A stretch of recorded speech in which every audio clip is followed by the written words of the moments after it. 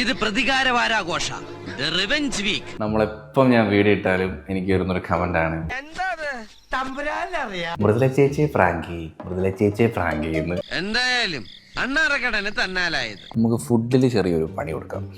എന്ത്? നീ വേഗം കാണിക്കേ എന്നാ കണ്ടോ. ഫുഡിൽ പല്ലി നമുക്ക് ഇട്ട് കൊടുക്കാം. എന്റെ പറശ്ശിനിക്കടവ് മുത്തപ്പ എന്താ ഈ കുട്ടി പറയണേ? പല്ലിയാണ് സുഹൃത്തുക്കൾ, ഇത് നല്ല റിയലിസ്റ്റിക് ആണ് കേട്ടോ. ആണോ? ഭയങ്കര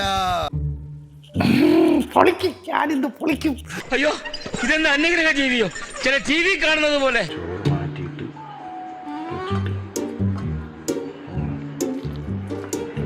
A few moments later. അപ്പോ ചടങ്ങ് തുടങ്ങല്ലേ അച്ഛാ? ഓ ദൈവമേ, എന്താക്കാവോ? ഒന്നില്ലേ ബാബാവിനെയും കണ്ടില്ലേ? ഇവിടെ നീലി കലക്കും. നല്ല ഫ്ലേവർ റൈസ്.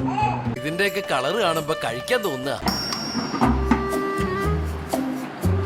പറയാൻ വാക്കുകളില്ല. റിയലി അമേസിംഗ്, അമേസിംഗ് എന്ന് പറഞ്ഞാൽ അമേസിംഗ്.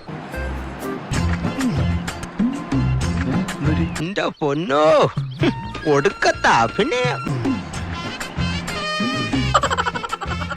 ഇനി പറയണ സാർ, എനിക്ക് അഭിനയിക്കാൻ അറിയില്ലേ, ഞാൻ നന്നായിട്ട് അഭിനയിച്ചില്ലേ. നിന്റെ വേഷം കെട്ടൊന്നും എന്റെ അടുത്ത് വേണ്ട. ഒരെണ്ണം ഇങ്ങനെ കറങ്ങി നടപ്പുണ്ടായിരുന്നു അവിടെ. ദൈവത്തെ ഓർത്ത് ഇനി ഒന്നും തുറന്നു വെക്കല്ലേ മൃദുലേ. Super sir, super sir.